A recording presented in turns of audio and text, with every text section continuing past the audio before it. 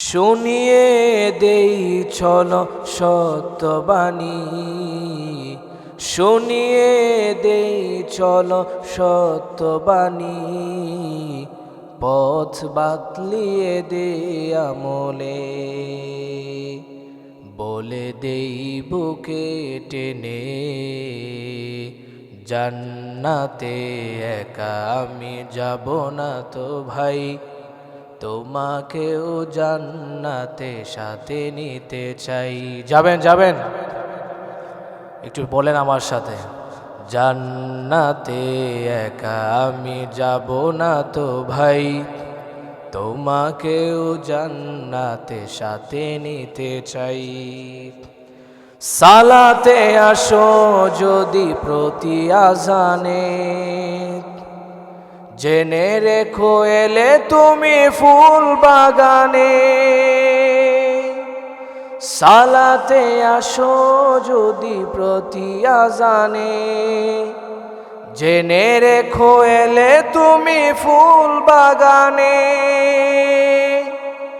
যে বাগে রহম ঝরে হয় রোশনাই, যে বাগে রহম ঝরে হয় রোশনাই। শুধু তাই, শুধু তাই, আহা শুধু তাই, তোমাকেও জান্নাতে সাথে নিতে চাই। জান্নাতে একা আমি যাব না তো ভাই, তোমাকেও জান্নাতে সাথে নিতে চাই। এখনো যারা পায়নি দাওয়াত কোরআনের এই মিছিলে, এখনো যারা পায়নি দাওয়াত কোরআনের এই মিছিলে। এই কোরআনের দাওয়াত প্রতিটি ঘরে, প্রতিটি মহল্লায়, প্রতিটি মানুষের ধারে ধারে এই কোরআনের দাওয়াত আমাদেরকে প্রচার করতে হবে। এটা এমন একটা কিতাব, সকল সমস্যার সমাধান আল্লাহ সুবহানাহু ওয়া তাআলা এই কিতাবের মধ্যে দিয়ে রেখেছেন। সুতরাং আমাদেরকে এই কোরআনের মিছিলে, এই কোরআনের আহ্বানে, এই কোরআনের আন্দোলনে আমাদের প্রত্যেককে শামিল হতে হবে। আমাদের প্রত্যেককে কোরআনের দাঈ ইলাল্লাহ হতে হবে। প্রিয় ভাইয়েরা আমার, এই কোরআন দিয়ে যদি, এই কোরআনের থিওরি, এই কোরআনের গাইডলাইন্স দ্বারা আপনি যদি আপনার সংসার, আপনার পরিবার পরিচালনা করতে পারেন, সেই পরিবারে কখনো বিবাদ হবে না, ঝগড়া হবে না, ফিতনা হবে না, ছাড়াছাড়ি হবে না। এই কোরআন দিয়ে যদি আপনি আপনার সমাজ পরিচালনা করতে চান, তাহলে মনে রাখবেন সেই সমাজে সুদখোর থাকবে না, সেই সমাজে ঘুষখোর থাকবে না, সেই সমাজে মদ জুয়া থাকবে না। প্রিয় ভাইয়েরা আমার, এই কোরআন দিয়ে যদি আমার বাংলাদেশের বিচার ব্যবস্থাগুলো হতো, গত 16 বছর এখনো পর্যন্ত যে অসহায় মানুষগুলো জেলে আছে, যে আলেম ওলামারা এখনো যারা নিরপরাধে বছর কি বছর কারারুদ্ধ করে তাদের সময়কে নষ্ট করেছে, ফ্যামিলি থেকে দূরে রেখেছে, শুধু তাই না, আয়না ঘরে ঢুকিয়ে শত শত আলেমদেরকে শহীদ করা হয়েছে। যদি কোরআনের গাইডলাইন্স দ্বারা বিচার ব্যবস্থা হতো, তাহলে দেশের প্রত্যেকটি মানুষ সমাজের সুষ্ঠু বিচার পাইতো। কথা বলেন ঠিক কিনা? প্রিয় ভাইয়েরা আমার, এই কোরআন দ্বারা যদি আমার বাংলাদেশের শাসন ব্যবস্থা কায়েম হতো, এই বাংলাদেশে দুর্নীতি হতো না, মন্ত্রী ম্যাজিস্ট্রেট প্রাইম মিনিস্টাররা দুর্নীতি করতে পারত না। কিন্তু মনে রাখবেন, এই কোরআন দিয়ে যদি, এই কোরআন দিয়ে যদি এই সমাজ, এই দেশ পরিচালিত না হয়, দুর্নীতি দমন কমিশন দিয়ে দুর্নীতি বন্ধ করা যাবে না। সুতরাং যদি জীবনের প্রতিটি মুহূর্তে সংসার, যদি আপনার পরিবারের মধ্যে সুখ চান, সংসারে যদি আপনি একজন সুখী মানুষ হতে চান, সমাজের মধ্যে যদি বিশৃঙ্খলা থেকে দূরে থাকতে চান, শুধু তাই না, বিচার ব্যবস্থায় যদি শান্তি শৃঙ্খলা চান, যদি আপনি দেশের মধ্যে শান্তি শৃঙ্খলার সাথে বসবাস করতে চান, শান্তি চান, এই কোরআনের বিকল্প কোনো পদ্ধতি আর একটাও নাই। এই কোরআন ছাড়া পৃথিবীর কোনো ধর্ম, পৃথিবীর কোনো পুস্তক, পৃথিবীর কোনো নিয়ম নীতি নাই যে নিয়ম নীতি দ্বারা দেশ এবং সমাজের মধ্যে শান্তি আসতে পারে। এই জন্য সকল সমস্যার সমাধান আল্লাহ তাআলা একটি কিতাবে রেখেছে, সেই কিতাবটির নামই হচ্ছে আল কোরআনুল কারীম।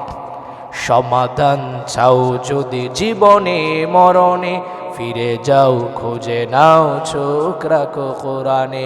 সমাধান চাও যদি জীবনে মরণে, ফিরে যাও খুঁজে নাও চোখ রাখো কোরআনে। তবেই পাবে সুখ শান্তির ঠিকানা, তবেই পাবে সুখ শান্তির ঠিকানা, যদি তুমি মেনে নাও মনে প্রাণে সমাধান, ও সমাধান। সকল সমস্যার সমাধান আল্লাহ তাআলা একটি কিতাবে রেখেছে, সেই কিতাবটাই হচ্ছে আল কোরআনুল কারীম। আমরা আজকের এই রজনীতে আমরা সেই কোরআন থেকে আমরা আলোচনা শুনবো, পড়েন ইনশাআল্লাহ। প্রিয় ভাইয়েরা আমার, আমি আপনাদের খেদমতে সূরাতুল বাকারার 208 নম্বর আয়াতখানা তিলাওয়াত করেছি। আল্লাহর হাবিব সাল্লাল্লাহু আলাইহি ওয়াসাল্লাম মাক্কি জীবনে যখন প্রতিটি ঘরে, প্রতিটি কুড়ির ঘরে পর্যন্ত কোরআনের প্রসার করছিলেন, আল্লাহ সুবহানাহু ওয়া তাআলার একত্ববাদের দাওয়াত যখন তিনি দিচ্ছিলেন, তখন মক্কার মুশরিক কাফেররা বিশ্বনবী সাল্লাল্লাহু আলাইহি সাল্লামকে ভালো চোখে দেখল না, বিভিন্নভাবে তাই কষ্ট দিচ্ছিল, নির্যাতনে স্ট্রিম রুলার চালানো হচ্ছে। আল্লাহর হাবিব সাল্লাল্লাহু আলাইহি সাল্লাম যখন নামাজে দাঁড়াতেন, মুশরিক কাফের বেঈমানগুলো উটের নাড়ি বুড়ি আল্লাহ হাবিব সাল্লাল্লাহু আলাইহি সাল্লামের পিঠের উপর রেখে দিত। পড়ে নাউজুবিল্লাহ। এত নিষ্ঠুরতা, এত কষ্ট বিশ্বনবী মুহাম্মদ সাল্লাল্লাহু আলাইহি সাল্লামকে দিয়েছে। নবীর সাহাবীদেরকে কষ্ট দিয়েছে, অনেক সাহাবীদেরকে শহীদ করে দেওয়া হয়েছে। সব কিছু শেষ, কিন্তু আল্লাহর হাবিব সাল্লাল্লাহু আলাইহি সাল্লামকে এই একত্ববাদের দাওয়াত থেকে সরানো যাচ্ছে না। মক্কার সকল কাফেররা, সকল মুশরিকরা এই কথা ঐক্যবদ্ধ হয়ে গেল, মুহাম্মদকে কোনোভাবেই তো থামানো যাচ্ছে না, মুহাম্মদকে কোনোভাবেই থামানো যাচ্ছে না। কিভাবে থামানো যায়? মিটিংয়ে বসেছে, সমস্ত কাফেররা উপস্থাপন করলো বিভিন্ন কথা। মিস্টার আবু জাহেল সে বলল, তোমরা যে যেটাই বলো না কেন, মুহাম্মদকে হত্যা করা ছাড়া তাকে আটকানো যাবে না। নাউজুবিল্লাহ। তাকে হত্যা করা ছাড়া আটকানো যাবে না, তাকে মেরে ফেলা হোক, তার গর্দান কেটে ফেলা হোক। আল্লাহ রাব্বুল আলামিন ওহীর মাধ্যমে জানিয়ে দিলেন, হে নবী, আপনি আর মক্কায় থাকতে পারবেন না, আপনাকে এই মক্কার কাফেররা আর থাকতে দিবে না গো নবী। আপনি মক্কা ছেড়ে মদিনার দিকে রওনা হয়ে যান।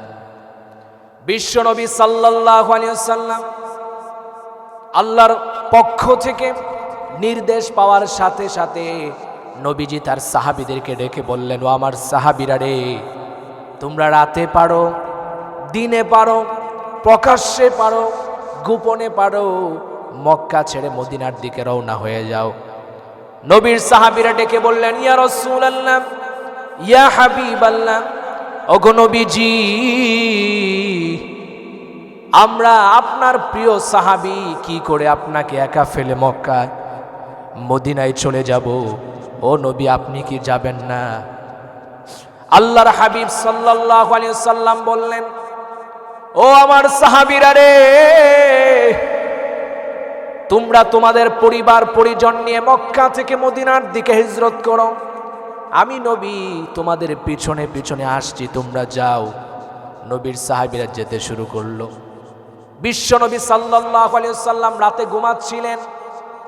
মক্কার কুরাইশ কাফেররা নবীজি সাল্লাল্লাহু আলাইহি সাল্লামের গড়ের চতুর্দিক দিয়ে পাহারাদারি শুরু করে দিল।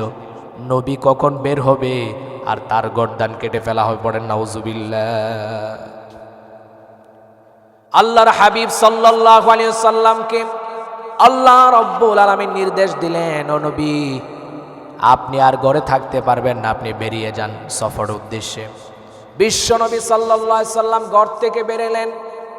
ঘর থেকে বের হয়ে এক মুষ্টি মাটি নিয়ে একটা আয়াত পড়ে কোরআনের যখন সামনের দিকে ছুঁড়ে মারলেন, আমার আল্লাহ রব্বুল আলামিন মক্কার কুরাইশ কাফের যারা এসেছিল প্রত্যেকের চোখের মধ্যে গিয়ে এই বালিগুলো পড়েছে, আর সবাই চোখ ক্যাসলাতে শুরু করেছে।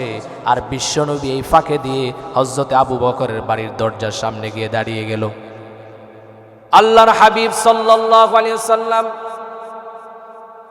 ঘর থেকে বের হয়ে হযরতে আবু বকর সিদ্দিক রাদিয়াল্লাহু তাআলা আনহুর ঘরের দরজায় গিয়ে একটা নক করলেন।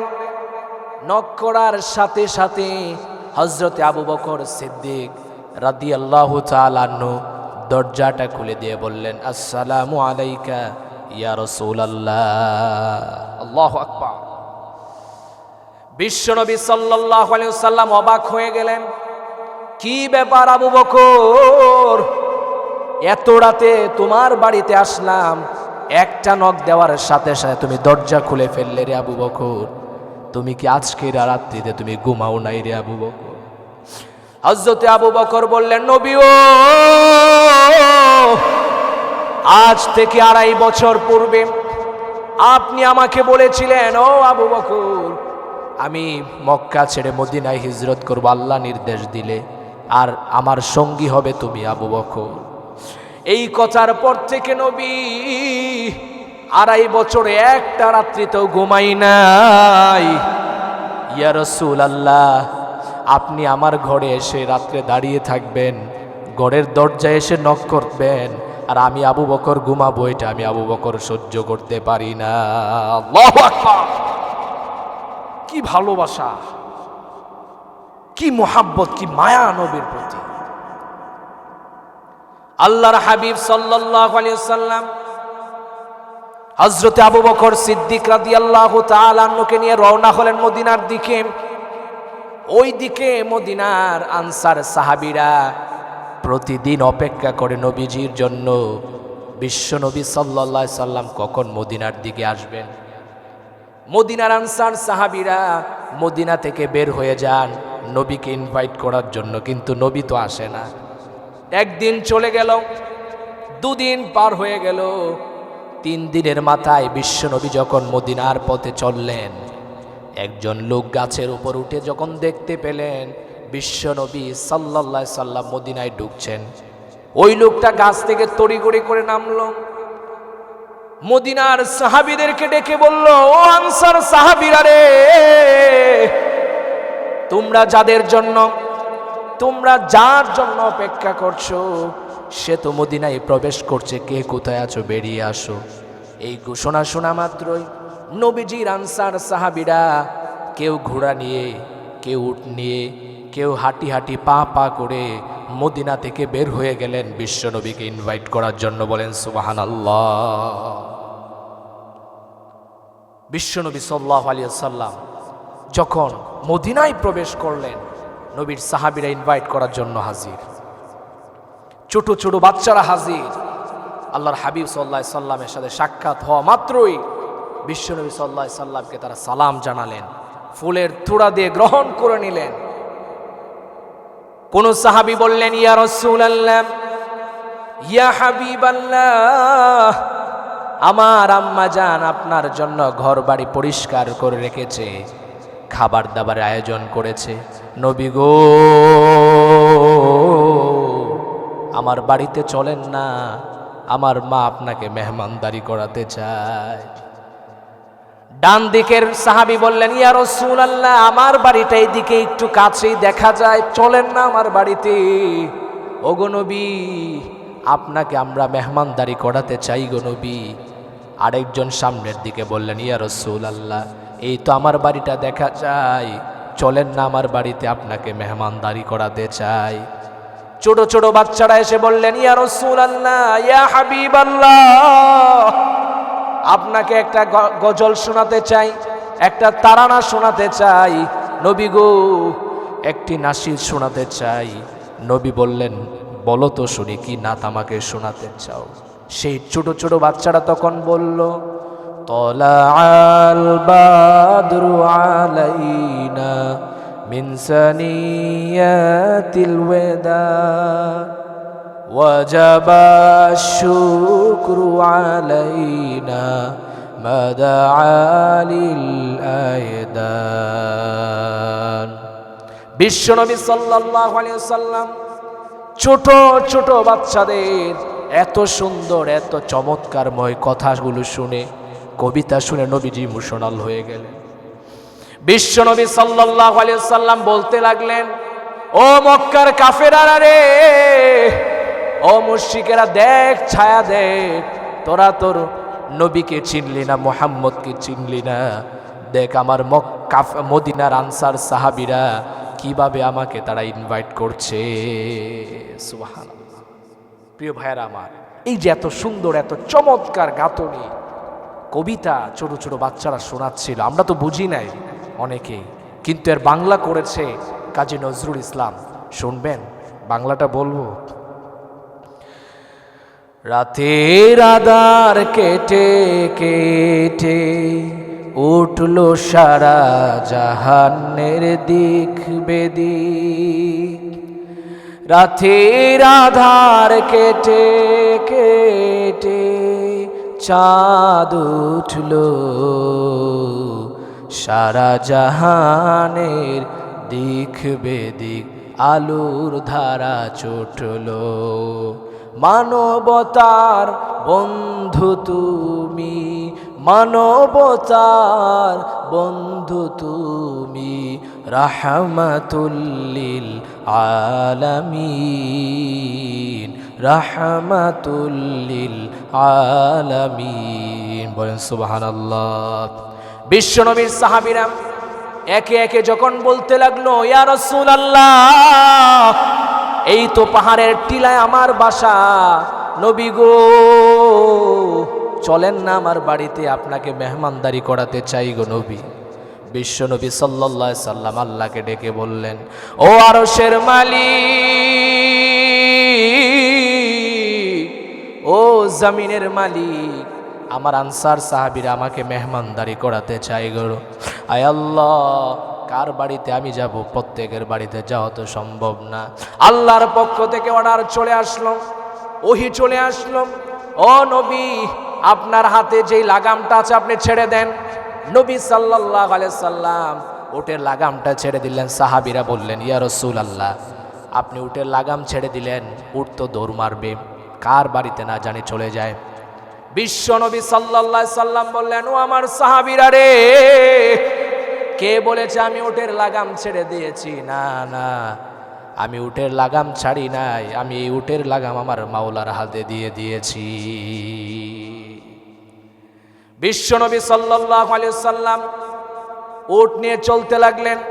হঠাৎ করে সামনের দিকে এক উটনির উপরে উঠে এক সাহাবীর বাড়ির সামনে গিয়ে বসে পড়ল। বিশ্বনবী জিজ্ঞাসা করলেন, আমার সাহাবীরা, এটা কার বাড়ি? হযরতে আবু আইয়ুব আনসারী বললেন, লাব্বাইকা ইয়া রাসূলুল্লাহ, ওগো নবীজি, এটা আমার বাড়ি। বিশ্বনবী সাল্লাল্লাহু আলাইহি ওয়াসাল্লাম বললেন, ও আইয়ুব, তুমি আল্লাহর কাছে শুকরিয়া আদায় করো যে আল্লাহ তোমাকে পছন্দ করে বিশ্বনবীকে তোমার বাড়িতে পাঠিয়েছে। বলেন সুবহানাল্লাহ। হযরতে আবু আইয়ুব আনসারী রাদিয়াল্লাহু তাআলা আনহু আল্লাহর কাছে শুকরিয়া আদায় করলেন, কৃতজ্ঞতা জ্ঞাপন করলেন। সাথে সাথে নবী ডাক দিয়ে বললেন, আবু আইয়ুব, তুমি ধনী না গরিব? আবু আইয়ুব আনসারী বললেন, আলহামদুলিল্লাহ, আল্লাহ তাআলা আমাকে অনেক সম্পদ দিয়েছে, আমি ধনী। নবীজি বললেন, ও আইয়ুব, অনেকগুলো সাহাবী মক্কা থেকে মদিনায় এসেছে, আজকে 3 দিন যাবত খায় নাই রে আইয়ুব, আজকে 3 দিন যাবত তাদের পেটে কোনো খাবার নাই। ও আমার সাহাবীরা, আমাকে নবী নবী বলে ডাকছে, চিৎকার করে ডাকছে, রে আইয়ুব এদের জন্য একটু খাবারের ব্যবস্থা করতে পারবানি? হযরত আবু আইয়ুব আনসারী রাদিয়াল্লাহু তাআলা আনহু বলেন, ইয়া রাসূলুল্লাহ আপনি বলেছেন, আমি অবশ্যই ব্যবস্থা করব। হযরত আবু আইয়ুব দৌড় মারলেন উটের পালের দিকে, একটা বিশাল উট দেখে তিনি নিয়ে আসলেন, এনে জবাই করে পাকশাক বসিয়ে দিলেন। আর এই পাকের দোয়া যখন উপরে উঠতে লাগলো পাহাড়ের নিচে আবু আইয়ুবের বন্ধু হযরত আব্দুল্লাহ ইবনে সালাম খেজুর বাগানে কাজ করছিলেন। হঠাৎ করে উপরের দিকে তাকিয়ে দেখে বন্ধুর বাড়িতে এত ধোঁয়া।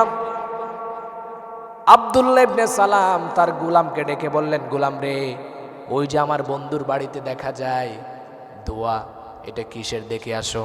সে তার মালিককে ডেকে বললেন, ও মালিক, আপনার বন্ধুর বাড়িতে মক্কা থেকে রাহমাতুল্লিল আলামিন এসেছে, বলেন সুবহানাল্লাহ।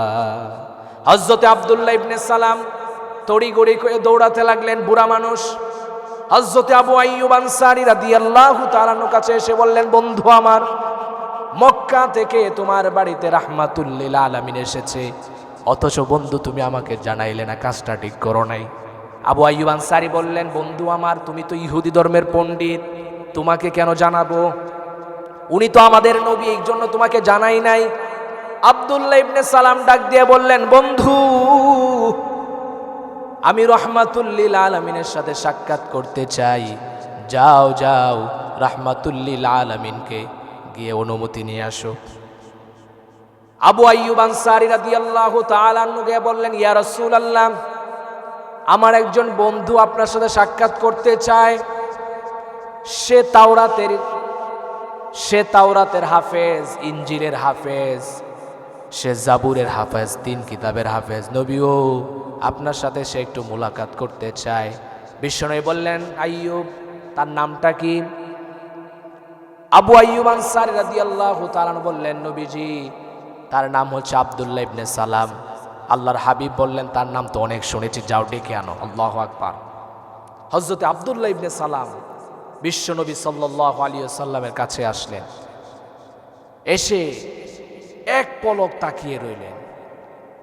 হঠাৎ করে তিনি বলে উঠলেন, আল্লাহু লাইসা হাযা ওয়াজহুল কাযযাব। আল্লাহর শপথ করে বলছি, এটা এমন একটা চেহারা, এই চেহারা কখনো মিথ্যাবাদী চেহারা হতে পারে না। সুবহানাল্লাহ। আল্লাহর হাবিব সাল্লাল্লাহু আলাইহি ওয়াসাল্লাম বললেন, ও আব্দুল্লাহ, কি করে তুমি বুঝলে এটা মিথ্যাবাদীর চেহারা হতে পারে না?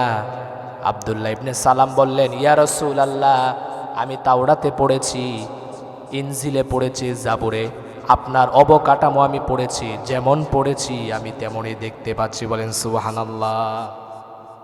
বিশ্বনবী সাল্লাল্লাহু আলাইহি সাল্লাম বলেন, আব্দুল্লাহ, এতই যখন বিশ্বাস করো, এতই যখন তুমি জানো, তাহলে কালিমা শাহাদাত পাঠ করে তুমি মুসলমান হয়ে যাও। আব্দুল্লাহ ইবনে সালাম ডাক দিয়ে বললেন, ইয়া রাসূলুল্লাহ, ইয়া হাবিবাল্লাহ, ওগো নবীজি, আমি শুধু একাই কি মুসলমান হব, নাকি আমি আমার বন্ধু বান্ধবদেরকে নিয়ে ইসলাম ধর্ম গ্রহণ করব? আল্লাহর হাবিব সাল্লাল্লাহু আলাইহি সাল্লাম বললেন, হে আব্দুল্লাহ, যাও, তুমি তোমার ফ্রেন্ড সার্কেলদেরকে নিয়ে আসো, তোমার বন্ধুদেরকে নিয়ে আসো, তাদেরকে নিয়ে তুমি ইসলাম ধর্ম গ্রহণ করো। হযরত আব্দুল্লাহ ইবনে সালাম তিনি চলে গেলেন তার সেই খেজুরের বাগানে। বন্ধুদেরকে ডাকলেন, বন্ধুরা আয়, কে কোথায় আছিস, আয়, খেজুর পরেও তোমরা উঠাতে পারবে, কিন্তু নবীকে তোমরা পাবে না। আয়, যাই নবীর কাছে যাই, নবীকে এক নজর দেখি।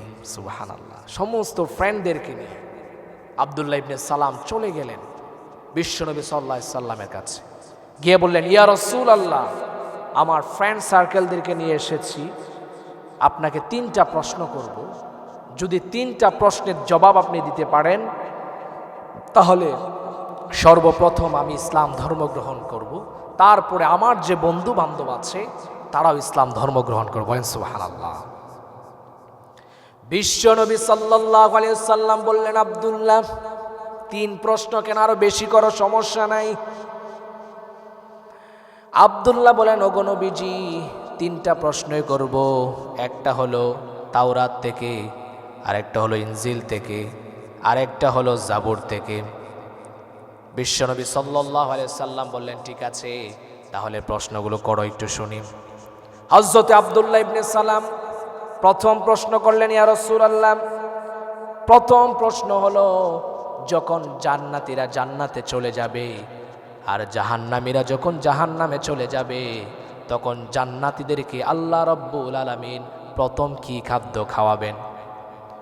আল্লাহর হাবিব সাল্লাল্লাহু আলাইহি ওয়াসাল্লাম জবাব দিলেন, ও আব্দুল্লাহ, যখন জাহান্নামীরা জাহান্নামে চলে যাবে আর জান্নাতীরা যখন জান্নাতে চলে যাবে, তখন আমার আল্লাহ রাব্বুল আলামিন জান্নাতীদেরকে মাছের কলিজা দিয়ে, অর্থাৎ কলিজা বুনা দিয়ে আল্লাহ তাআলা জান্নাতীদের নাস্তা করাবেন। সুবহানাল্লাহ। মাছের কলিজা দিয়ে সর্বপ্রথম আল্লাহ তাআলা জান্নাতীদেরকে খাওয়াবেন। এখন আপনারা তো অনেকেই আছেন, কেউ কেউ একটু বেশি বুঝতে চান। প্রশ্ন আসে, হুজুর, এত কিছু থাকতে মাছ দিয়ে কেন? আর সেই মাছটা কি হবে? এর উত্তর হচ্ছে, যেই মাছ দিয়ে আল্লাহ তাআলা জান্নাতীদেরকে সর্বপ্রথম খাওয়াবেন, সেই মাছটার নাম হচ্ছে বোয়াল মাছ। আর সেই বল মাছ দিয়ে কেন খাওয়াবে? ইলিশ মাছ আছে, এত দামি দামি মাছ রেখে আল্লাহ তাআলা বল মাছ দিয়ে কেন? তার কারণ হচ্ছে, হযরতে ইউনুস আলাইহিস সালাতু ওয়াস সালাম, আপনারা জানেন, তিনি 40 দিন পর্যন্ত তিনি মাছের পেটে ছিলেন। সেই মাছটা এত কষ্ট করেছে, এত যত্ন সহকারে হযরত ইউনুস আলাইহিস সালাতু ওয়াস সালামকে পেটে ধারণ করে রেখেছে। আল্লাহ সুবহানাহু ওয়া তাআলার এই মাছের এই কাজকর্ম এতটাই পছন্দ হয়েছে, সেই জন্য আল্লাহ তাআলা সেই মাছকে পছন্দ করার কারণে জান্নাতীদেরকে সর্বপ্রথম এই মাছের কলিজা দিয়ে বোনা করাবেন। বলেন সুবহানাল্লাহ। আল্লাহর হাবিব সাল্লাল্লাহু আলাইহি ওয়াসাল্লামের এমন জবাব শুনে আব্দুল্লাহ ইবনে সালাম বললেন, সাদ্দাকতা ইয়া রাসূলুল্লাহ, আপনি সত্যই বলেছেন গো নবী। বিশ্বনবী সাল্লাল্লাহু আলাইহি ওয়াসাল্লাম বললেন, এখন আপনি, বিশ্বনবী সাল্লাল্লাহু আলাইহি ওয়াসাল্লাম বললেন, তাহলে দ্বিতীয় প্রশ্নটা কি করো? আব্দুল্লাহ ইবনে সালাম বললেন, আপনার জন্য দ্বিতীয় প্রশ্ন হলো, বিমাযা ইয়াশবাহুল ওয়ালাদুল ওয়ালিদাতু বিল ওয়ালিদাতি। ইয়া রাসূলুল্লাহ, আপনি একটু বলেন তো, একটা মানুষের ঘর থেকে যখন সন্তান হয়, কখন সন্তানটা বাবার মতো দেখতে হয় আর কখন সন্তানটা মায়ের মতো দেখতে হয়? আল্লাহর হাবিব সাল্লাল্লাহু আলাইহি সাল্লাম বলেন, আব্দুল্লাহ, সন্তান তখনই মায়ের মতো দেখতে হয় যখন মায়ের বীর্যটা যখন স্বামীর উপরে বিজয় লাভ করে। এই যুদ্ধের মধ্যে যখন স্ত্রী বিজয় লাভ করে, তখন সন্তানটাও স্ত্রীর মতো, অর্থাৎ মায়ের মতো দেখতে হয়।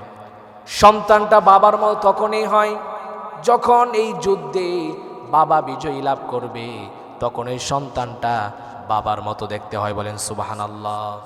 আব্দুল্লাহ ইবনে সালাম বললেন, সাদ্দাকতা ইয়া রাসূলুল্লাহ, আপনি সত্য বলেছেন। বিশ্ব নবী সাল্লাল্লাহু আলাইহি সাল্লাম বললেন, তাহলে 3 নাম্বার প্রশ্নটা কি বলো? আব্দুল্লাহ বললেন, ওয়ামাযা আলামাতুস সাআহ। ওগো নবীজি, আপনি বলেন, কিয়ামতের আলামত কি কি? আল্লাহর হাবিব সাল্লাল্লাহু আলাইহি সাল্লাম 15টি আলামত বলেছেন। বিশ্ব নবী সাল্লাল্লাহু আলাইহি সাল্লাম এই 15টি আলামত বলার পরে আব্দুল্লাহ ইবনে সালাম বললেন, সাদ্দাকতা ইয়া রাসূলুল্লাহ, ওগো নবীজি, আপনি সত্যি বলেছেন। বলেন সুবহানাল্লাহ। 15টি আলামত আল্লাহর হাবিব সাল্লাল্লাহু আলাইহি সাল্লাম বলার সাথে সাথে আব্দুল্লাহ ইবনে সালাম কালিমা পাঠ করে আল্লাহর হাবিবের হাতে হাত রেখে আশহাদু আল্লা ইলাহা ইল্লাল্লাহু ওয়া আশহাদু আন্না মুহাম্মাদান আবদুহু ওয়া রাসূলুহু পড়ে ইসলাম ধর্ম গ্রহণ করে ফেলে। বলেন সুবহানাল্লাহ। আব্দুল্লাহ ইবনে সালাম যখন কালিমা শাহাদাত পড়ে ইসলাম ধর্ম গ্রহণ করে ফেললেন, পিছনেই ছিল তার বন্ধুবর, প্রত্যেকেই বিশ্বনবীর হাতে হাত রেখে তারাও পড়ল, আশহাদু আল্লা ইলাহা ইল্লাল্লাহু ওয়া আশহাদু আন্না মুহাম্মাদান আবদুহু ওয়া রাসূলুহু। বলেন সুবহানাল্লাহ। সকলে ইসলাম ধর্ম গ্রহণ করে ফেলল। এবার আব্দুল্লাহ ইবনে সালাম বলছেন, ইয়া রাসূলুল্লাহ, আপনি এমন একটা সময় আমাদের এখানে এসেছেন যে সময়টা হচ্ছে ফল তোলার মৌসুম।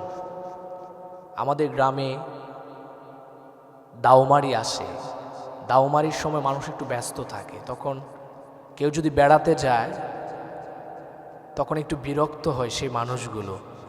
তারা বলে যে আজকে চলে যাও, এখন দাওমারি চলছে, ভালো কিছু খাওয়াতে পারছি না, দাওমারি শেষ হলে আসবে, দেশি মুরগি দিয়ে খাওয়াবো, ঠিক কি না?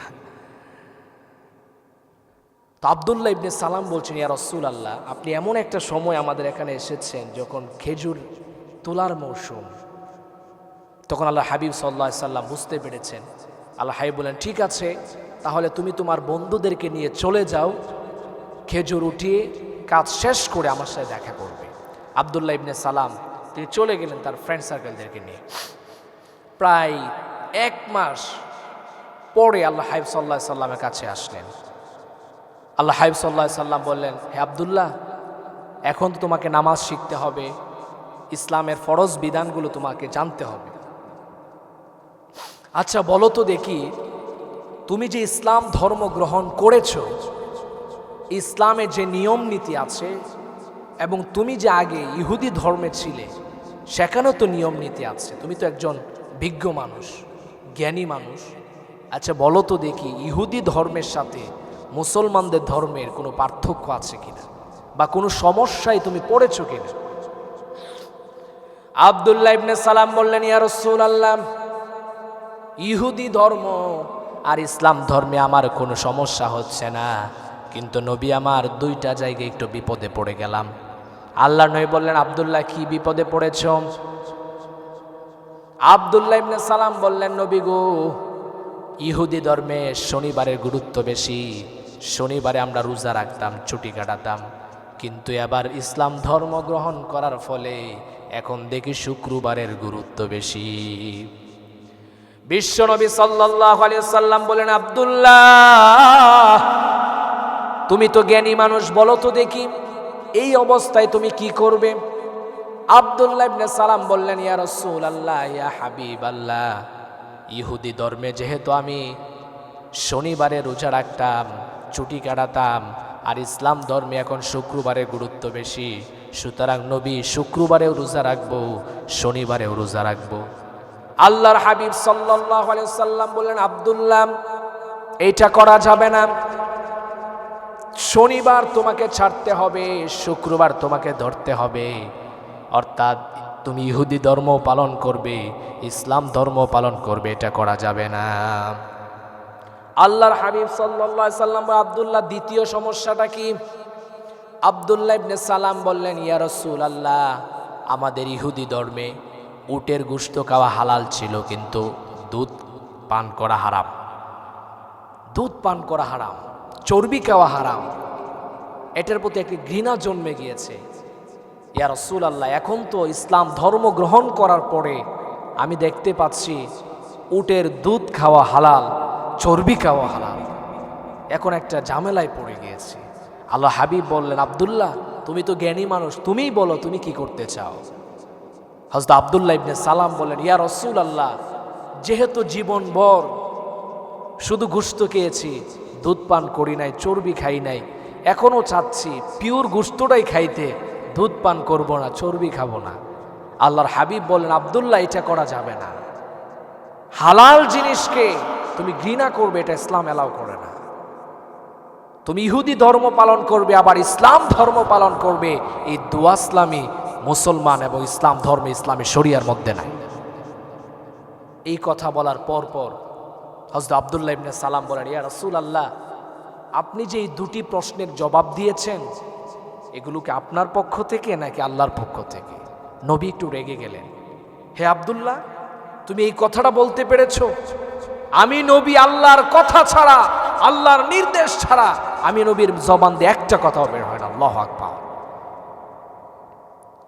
নবীজি বললেন, আব্দুল্লাহ, যেহেতু তুমি জিজ্ঞেস করেই ফেলেছো, তোমার সন্দেহ জন্মে গিয়েছে, আচ্ছা বসো তো দেখি আমি জিব্রাইলকে ডেকে আনি, আমার কথা আল্লাহর কথার সাথে ঠিক আছে কিনা। আল্লাহর হাবিব সাল্লাল্লাহু আলাইহি সাল্লাম আল্লাহর কাছে বললেন, আল্লাহ, এই আব্দুল্লাহ জানতে চায় আমার কথা সঠিক কিনা, আল্লাহ তুমি আর একটা ফাইসালা করে দাও। সাথে সাথে হযরত জিব্রাইল আলাইহিস সালাতু ওয়াস সালাম আয়াত নিয়ে আসলেন, এই সূরাতুল বাকারার 208 নম্বর, বলেন সুবহানাল্লাহ। হযরত জিব্রাইল আলাইহিস সালাতু ওয়াস সালাম এসে শুনিয়ে দিলেন, ইয়া আইয়ুহাল্লাযীনা আমানু দুখুলু ফিস সিলমি কাফা ওয়ালা তাত্তাবিউ খুতুওয়াতিশ শাইতান ইন্নাহু লাকুম আদুউম মুবিন। আল্লাহ রাব্বুল আলামিন বলছে, হে ঈমানদারেরা, উদখুলু ফিস সিলমি কাফা, ও ঈমানদারেরা তোমরা পরিপূর্ণরূপে ইসলামে প্রবেশ করো। ওয়ালা তাত্তাবিউ খুতুওয়াতিশ শাইতান, শয়তানের পদঙ্ক তোমরা অনুসরণ করো না। ইন্নাহু লাকুম আদুউম মুবিন, নিশ্চয়ই শয়তান প্রকাশ্য শত্রু। এই আয়াত নাজিল করে দিলেন, আব্দুল্লাহ ইবনে সালামকে বুঝাতে চাইলেন, হে আব্দুল্লাহ, ইসলামের মধ্যে দুয়াসলামি চলে না, কোন সময় ইহুদি ধর্ম, কোন সময় মুসলিম ধর্ম, এটা ইসলাম এলাও করে না।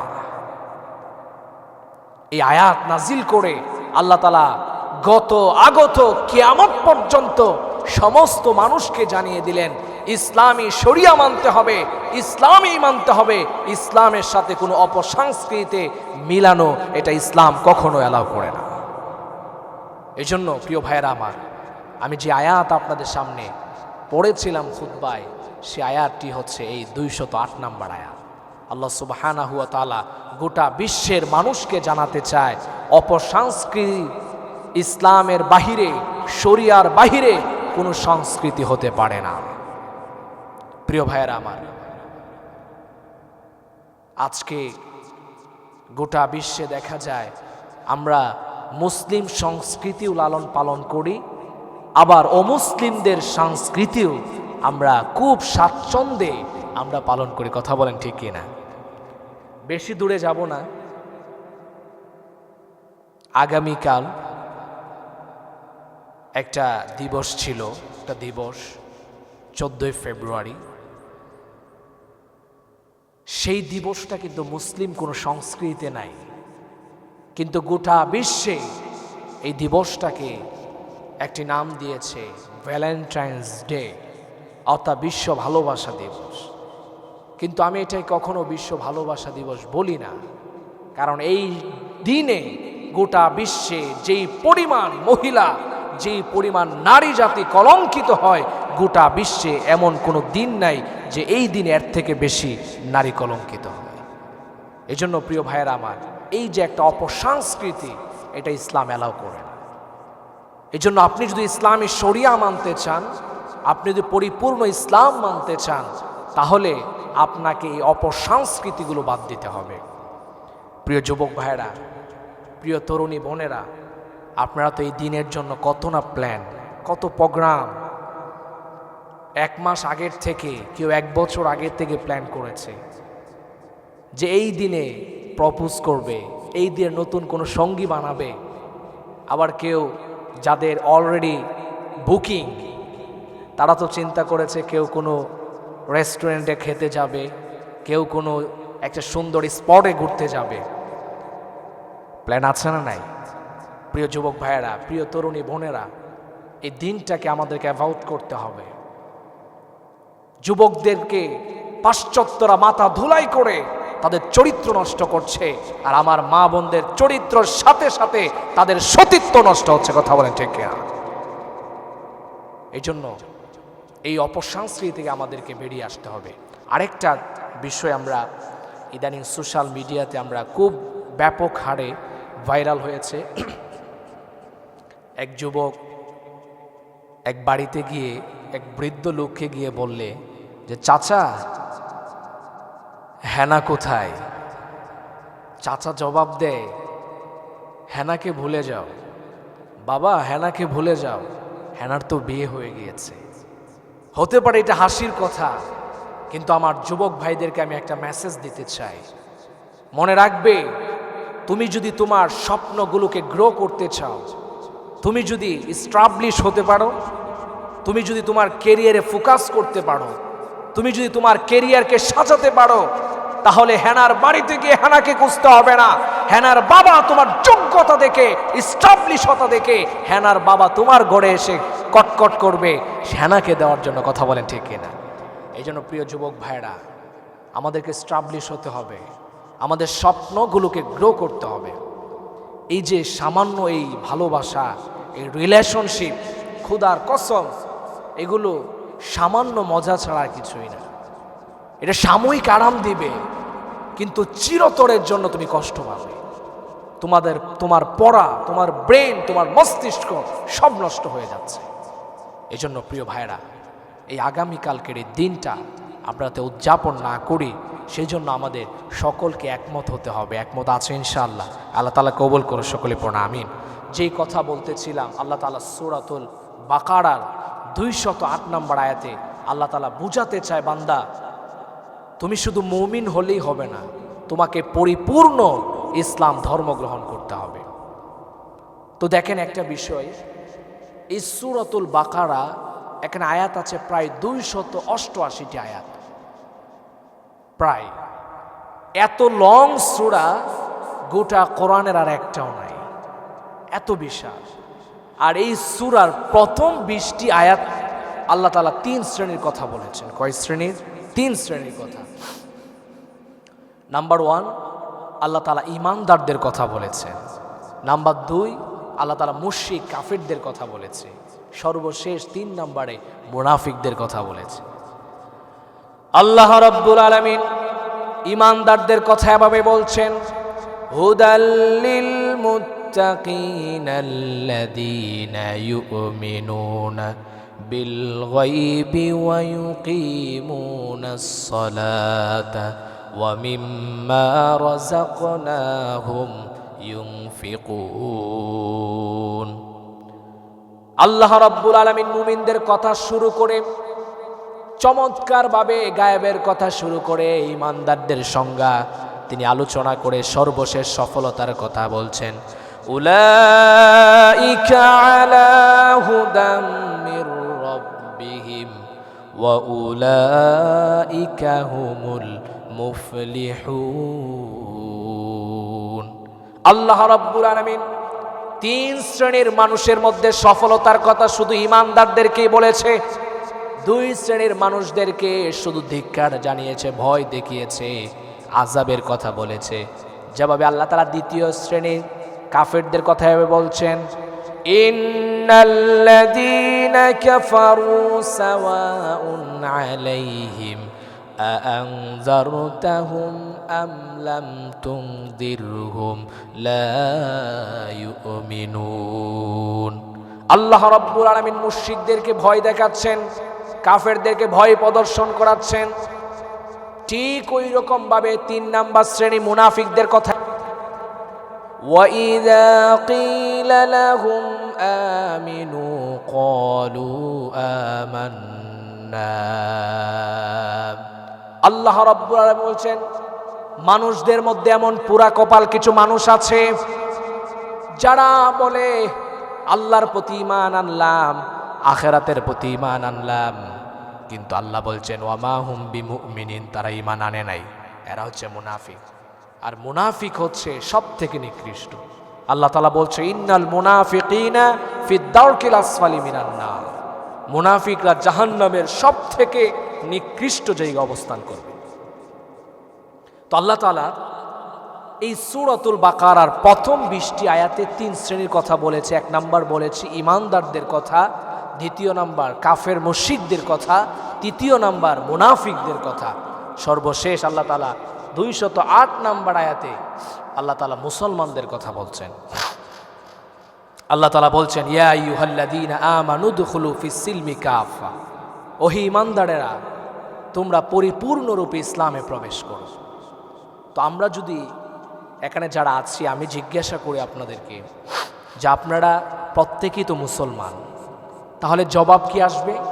জি, আমরা প্রত্যেকেই মুসলমান। কিন্তু আমার কথা হচ্ছে, আমরা যদি সত্যিকার অর্থে প্রকৃত মুসলমান হতে পারতাম, তাহলে গোটা বিশ্বে আজকে মুসলিম জাতি নির্যাতিত হতো না।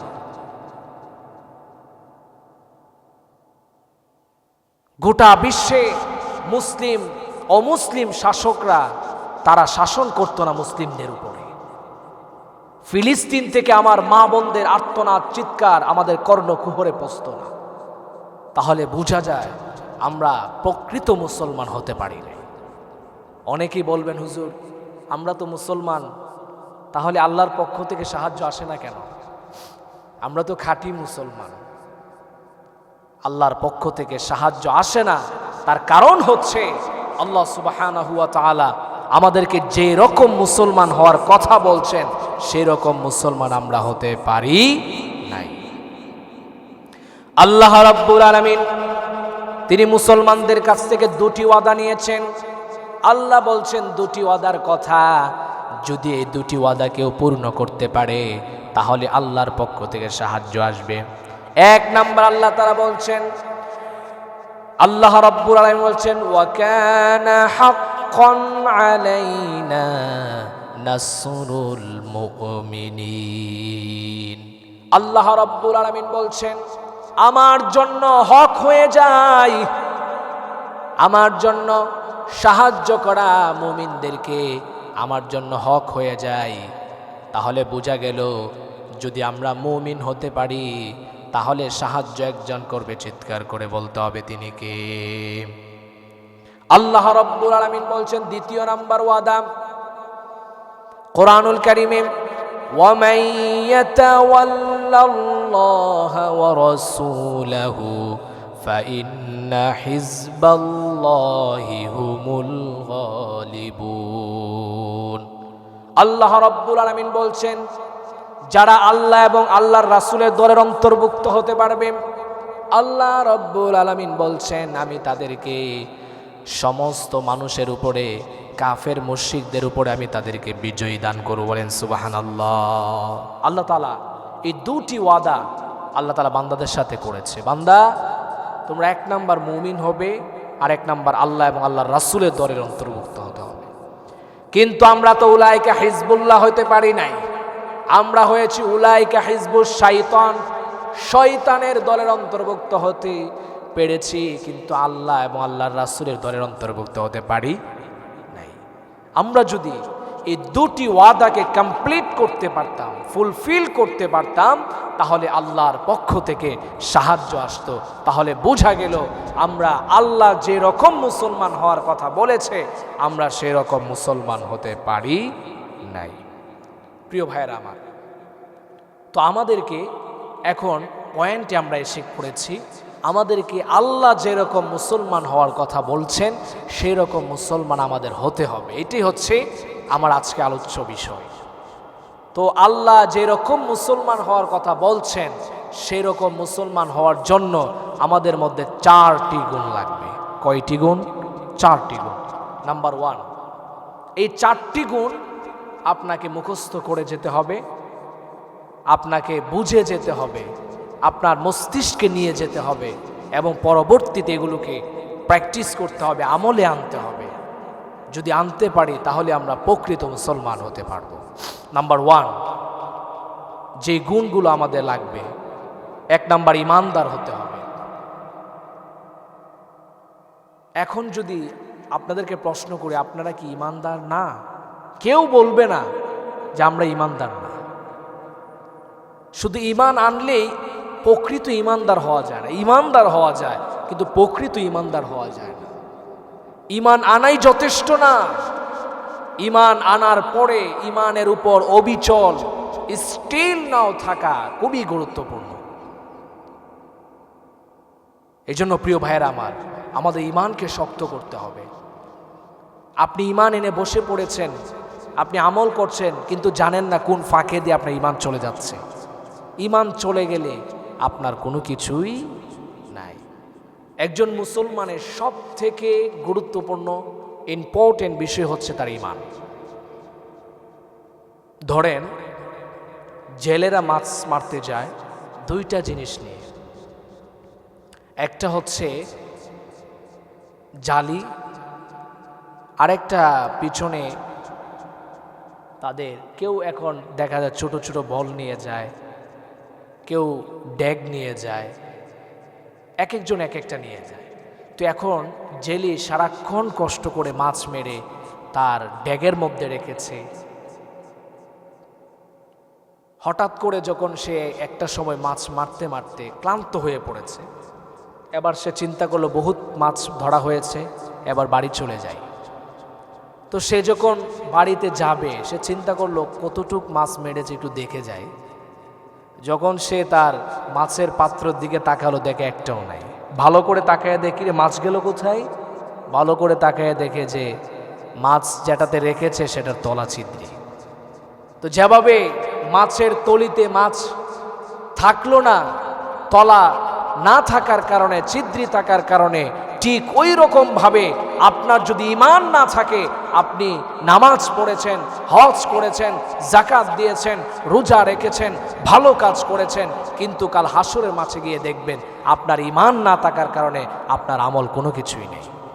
এই জন্য প্রিয় ভাইয়েরা আমার, ঈমান খুব গুরুত্বপূর্ণ বিষয়। এই জন্য ঈমানের উপরে আমাদের অবিচল থাকতে হবে। কিন্তু আজকে দেখা যায় নির্বাচন আসলে 500 টাকার 1000 টাকার বিনিময়ে ঈমান বিক্রি করে দিই, ঠিক কিনা? অমুক ভাইকে ভোট দিব, চা খাওয়াইছে, ঠিক আছে আপনাকে দিব, কিন্তু দেখা যায় তার সাথে ওয়াদা দিয়ে আরেকজনকে ভোট দেয়। এমন ঈমান চোর আছে না নাই? এভাবে ঈমান বিক্রি করা যায় না। বিশ্বনবী সাল্লাল্লাহু আলাইহি সাল্লামের সাহাবীরা জীবন দিয়েছে, তারপরে ঈমানকে বিক্রি করে নেয়। আল্লাহর হাবিব সাল্লাল্লাহু আলাইহি সাল্লাম উহুদের যখন যুদ্ধে লিপ্ত ছিলেন, নবীর সাহাবীরা অনেকে শহীদ হয়ে পড়েছে, প্রায় 70-এর অধিক। অনেক সাহাবীদেরকে আটক করে কাফেররা মক্কায় নিয়ে এসেছে। তার মধ্যে একজন সাহাবী ছিল হযরতে খুবাইব রাদিয়াল্লাহু তাআলা আনহু। হযরতে খুবাইব রাদিয়াল্লাহু তাআলা আনহুকে মক্কার কাফেররা একটি ঘরের মধ্যে তাকে আটক করেছে। খুবাইবকে বলল, খুবাইব তোমাকে ছেড়ে দেওয়া হবে যদি তুমি ঈমান ছেড়ে আমাদের ধর্মে চলে আসো, তুমি ধর্ম ত্যাগ করো, তাহলে তোমাকে ছেড়ে দেওয়া হবে। হযরতে খুবাইব রাদিয়াল্লাহু তাআলা আনহু বললেন, আমি আমার জীবন দিয়ে দিতে পারি, তারপরে ঈমান ছাড়তে পারি না।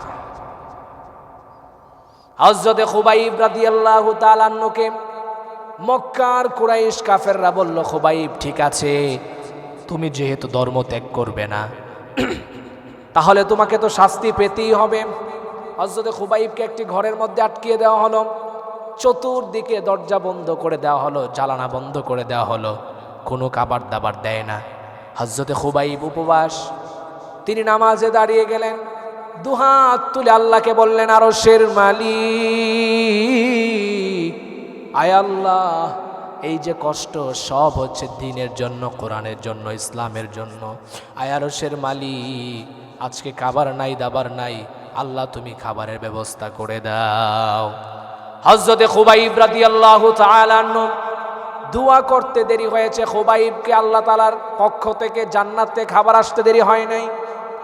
একদিন না, দুদিন না, যতদিন পর্যন্ত কাফেররা খাবার দেয় নাই, ততদিন পর্যন্ত আল্লাহর পক্ষ থেকে খাবার এসেছে। বলেন সুবহানাল্লাহ। এবার কাফের মুশরিকরা দেখলো খুবাইবের তো কিছুই হয় না, সিদ্ধান্ত নিল খুবাইবকে শুলিতে চড়িয়ে তাকে হত্যা করতে হবে। এবার শুলির একটা ব্যবস্থা করা হলো, খুবাইবকে চড়ানো হবে। অনেক মুশরিকরা দেখতে এসেছে তামাশা। হযরতে খুবাইবকে এসে বললেন, ও খুবাইব, সামনেই তো দেখছো শুলি, তোমাকে এখনই চড়ানো হবে, তোমাকে হত্যা করা হবে। খুবাইব বলো তো তোমার শেষ ইচ্ছাটা কি? হযরতে খুবাইব রাদিয়াল্লাহু তাআলা আনহু বললেন, ও মক্কার কুরাইশ কাফেররা, ও মক্কার মুশরিকেরা, আমার শেষ ইচ্ছা যদি তোমরা পূরণ করতে চাও, তাহলে আমাকে একটু পানি দাও, উজু করি। হযরতে খুবাইবকে পানি দেওয়া হলো। খুবাইব রাদিয়াল্লাহু তাআলা উজু করে 2 রাকাত সালাত আদায় করলেন। প্রথম রাকাতে নামাজ একটু বিলম্ব করে দ্বিতীয় রাকাত সংক্ষিপ্ত করলেন। কারণ হলো তিনি চিন্তা করলেন, এত বিশাল লম্বা সূরা যদি আমি পড়ি তাহলে হয়তোবা এই মক্কার কুরাইশ কাফেররা মনে করবে আমি ভয়ে মনে হয় বিলম্ব করেছি। হযরতে খুবাইব বললেন, আমি নামাজ শেষ করলাম। নামাজ শেষ করে আল্লাহর কাছে দুহাত তুলে বললেন, আই দয়ার মালিক,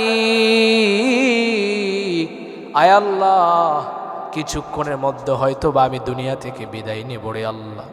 আয় আল্লাহ, আজকে কতদিন হয়ে গেল নবীজির চেহারা কানা দেখতে পারি না।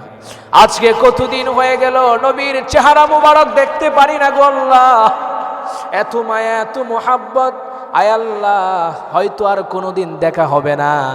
আল্লাহ আমার মৃত্যুর সংবাদটা, আল্লাহ আমার সালামটা বিশ্ব নবী সাল্লাল্লাহু আলাইহি সাল্লামের কাছে পৌঁছিয়ে দিও। হযরত খুবাইব রাদিয়াল্লাহু তাআলা দোয়া শেষ করে শুলির দিকে দৌড় মারলেন। মক্কার কুরাইশ কাফেররা হাসতে লাগলো। খুবাইবকে বলল, খুবাইব রে, মানুষ কি মৃত্যুর জন্য দৌড়ায় নাকি? হযরত খুবাইব বললেন, ও কাফেররা, ও বুকার দলেরা, আমি তো মৃত্যুর জন্য দৌড়াচ্ছি না। আরে আমি যখন নামাজ শেষ করে আমি যখন আল্লাহর কাছে দোয়া করলাম, আমার চোখের সামনে আল্লাহ রব্বুল আলামিন জান্নাতের 8টি দরজা খুলে দিয়েছে। আমি খুবাইব জান্নাতে ঢোকার জন্য দৌড় মারলাম। বলেন আল্লাহু আকবার। হযরত খুবাইব রাদিয়াল্লাহু তাআলা হাত বেঁধে ফেলল, পা বেঁধে ফেলল। কুরাইশ কাফেররা, মক্কার কুরাইশ মুশরিকেরা হাত পা বেঁধার পরে এক কুরাইশ কাফের বলতে লাগলো, খুবাইব রে, এই যে তুমি যে অবস্থায় আছো, এই অবস্থায় যদি তোমার নবী মুহাম্মদকে এভাবে কষ্ট দেওয়া হতো তোমার কেমন লাগতো? হযরত খুবাইব রেগে গেলেন। নবীজির এই কথা শোনা মাত্র রেগে গেলেন। বিশ্ব নবীকে কষ্ট দেওয়া হবে এটা তিনি মানতে পারেন নাই। তখন খুবাইব হাত পা বাঁধা, কিভাবে প্রতিবাদ করবে? মুখের মধ্যে অনেকগুলো তুতু একত্রিত করে ওই কাফেরের চেহারার উপর মেরে দিলেন। সাথে সাথে হযরত খুবাইব বললেন, বিশ্বনবী সাল্লাল্লাহু আলাইহি ওয়াসাল্লাম, আমার প্রিয় হাবিবকে এক লোম পরিমাণ অসম্মান করা হবে, আমি খুবাইব চুপ করে বসে থাকবো, এটা হতে পারে? আল্লাহু আকবার। হযরত খুবাইবের এই কথা শুনে সেই কাফের রেগে গেল। মুশরিক রেগে গিয়ে তার ডান হাত কেটে ফেলল। হযরত খুবাইব মুচকি হাসতে লাগলেন। বাম হাত কেটে ফেলল। হযরত খুবাইব আওয়াজ করে, শব্দ করে হাসতে লাগলেন। মক্কার কুরাইশ কাফেররা বলল, খুবাইব, কি ব্যাপার, হাত কেটে ফেলা হচ্ছে, এরপরেও তোমাকে তোমার হাসি কমছে না রে খুবাইব, কারণটা কি? খুবাইব বললেন, আমি ব্যথা কষ্ট পাচ্ছি না, আমি হাসছি কারণ হলো আমার আল্লাহ রব্বুল আলামিন আমাকে জান্নাতের হুরগুলো দেখাচ্ছে। বলেন সুবহানাল্লাহ। এত সুন্দর সুন্দর হুর আমার জীবনে দেখি নাই। এই সুন্দর হুর দেখে দেখে আমি খুবাইব হাসতে লাগলাম। বলেন সুবহানাল্লাহ। ওই দিক দিয়ে হযরত খুবাইব রাদিয়াল্লাহু তাআলা শহীদ হয়ে গেল। এই শাহাদাতের সংবাদ পৌঁছে গেল বিশ্ব নবী সাল্লাল্লাহু আলাইহি সাল্লামের কাছে। নবীজি অবস্থায় সাহাবীদের সামনে বসা ছিলেন। হঠাৎ করে নবীজি দাঁড়িয়ে বললেন, আসসালামু আলাইকা ইয়া খুবাইব, হে খুবাইব, সালাম নাও। হযরতে উমরে ফারুক রাদিয়াল্লাহু তাআলা বললেন, নবী গো, আমাদের খুবাইবের কি হয়েছে? আল্লাহর হাবিব সাল্লাল্লাহু আলাইহি সাল্লাম বললেন, ও আমার সাহাবীরা রে, আমার খুবাইব আর দুনিয়াতে নাই। আমার খুবাইবকে আমি জান্নাতের মধ্যে দেখছি, জান্নাতের পাখি হয়ে উড়ে বেড়াচ্ছে। সুবহানাল্লাহ। কি ঈমান ছিল তাদের! হাত চলে যায়, পা চলে যায়, জীবন চলে যায়, তারপরে ঈমান ছাড়ে না। প্রিয় ভাইরা আমার, এই ঘটনা থেকে আপনাদেরকে আমাদেরকে বুঝে নিতে হবে, আমাদের এমন ঈমানদার হতে হবে যেমন ঈমানদার ছিল হযরতে খুবাইব। নবীর সাহাবীরা যে ঈমানের পরীক্ষায় তারা উত্তীর্ণ হয়েছে, আমাদেরকেও সেই ঈমানি পরীক্ষায় আমাদেরকে উত্তীর্ণ হতে হবে। কথা বলেন ঠিক কিনা? প্রিয় ভাইয়েরা আমার, সেই প্রকৃত মুসলমান হওয়ার জন্য 4টি গুণের প্রথম গুণ ছিল ঈমানদার হতে হবে। দ্বিতীয় নাম্বার, আমাদের প্রকৃত মুসলমান হওয়ার জন্য দ্বিতীয় নাম্বার গুণ লাগবে 5 ওয়াক্ত নামাজ সঠিক সময়ে আমাদের আদায় করতে হবে। আল্লাহ সুবহানাহু ওয়া তাআলা বলছেন, ইন্নাস সালাতা কানাত আলাল মুমিনিনা কিতাবাম মাওকুতা। আল্লাহ বলছেন, নিশ্চয়ই আমি নামাজকে একটা নির্দিষ্ট সময়ে পড়ার নির্দেশ দিয়েছি। আল্লাহ তাআলা বলছেন যে এই সময়কে গুরুত্ব দিয়ে তোমাকে নামাজ আদায় করতে হবে।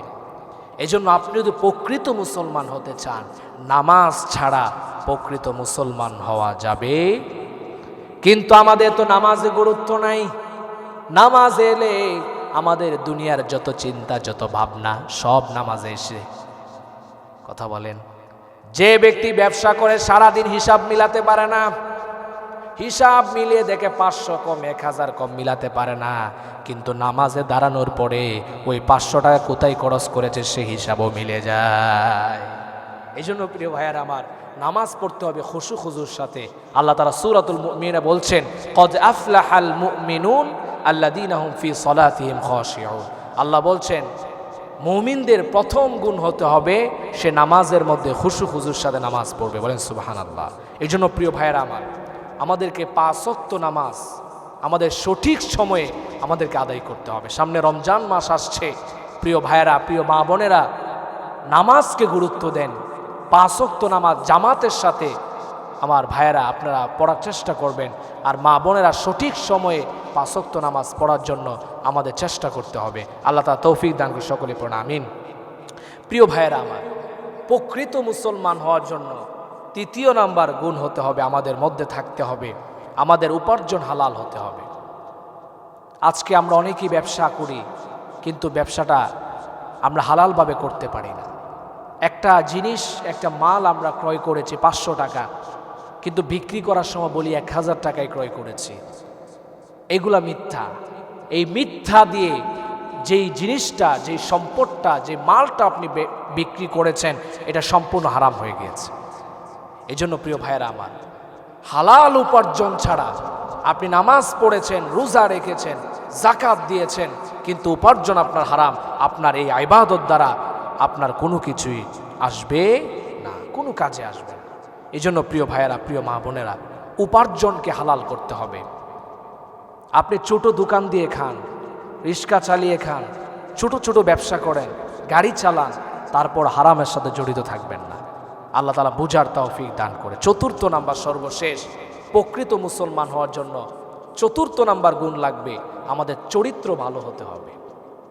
প্রিয় ভাইয়েরা, আজকে আপনি সব কিছুই করেন, ইসলাম ধর্মের নামাজ পড়েন, রোজা রাখেন, সব ইবাদত আপনার আছে, কিন্তু আপনার ব্যবহার ভালো না, কিটকিটে মেজাজের মানুষ। আপনি মানুষের সাথে কথা বললে ঝগড়া লেগে যায়, দেখতে পারেন না, অহংকার, হিংসা। এই জন্য প্রিয় ভাইয়েরা, যদি আপনি ভালো মানুষ হতে পারেন, মৃত্যুর পরে প্রত্যেকটা মানুষ বলবে এই লোকটা ভালো ছিল। এই যে ভালো ছিল বলেছে, এটাই আপনার জন্য অনেক বড় দোয়া। এই জন্য দোয়া যদি পেতে চান, তাহলে ভালো মানুষ হতে হবে, চরিত্র ভালো হতে হবে। বিশ্বনবী সাল্লাল্লাহু আলাইহি সাল্লামের চরিত্র ছিল খুলুকে আজিম, উত্তম চরিত্র। যেই চরিত্র মতো চরিত্র গোটা বিশ্বে আর একটা মানুষও হতে পারবে না। এই জন্য যদি গুগলে সার্চ করেন যে পৃথিবীর মধ্যে সব থেকে ভালো মানুষকে, দেখবেন আমার নবী, আপনার নবীর নামটাই আসবে। আল্লাহু আকবার। এই জন্য বিশ্বনবী সাল্লাল্লাহু আলাইহি সাল্লামের থেকে ভালো মানুষ পৃথিবীতে আর কেউ আসে নাই, আর আসবেও না। এই জন্য 4র্থ নাম্বার হচ্ছে আমাদের চরিত্রকে ভালো করতে হবে। তাহলে প্রকৃত মুসলমান হওয়ার জন্য 4টি শর্ত।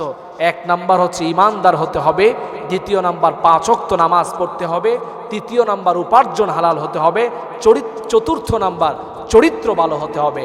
যদি এই 4টি গুণ আমার মধ্যে, আপনার মধ্যে থাকে, তাহলে আমি আপনি এই সূরাতুল বাকারার 208 নাম্বার আয়াতের অন্তর্ভুক্ত হতে পারবো, যেখানে আল্লাহ বলছেন, ইয়া আইয়ুহাল্লাযীনা আমানু দুখুলু ফিস সিলমি কাফা। ওহে ঈমানদারেরা, তোমরা ইসলামে পরিপূর্ণরূপে প্রবেশ করো।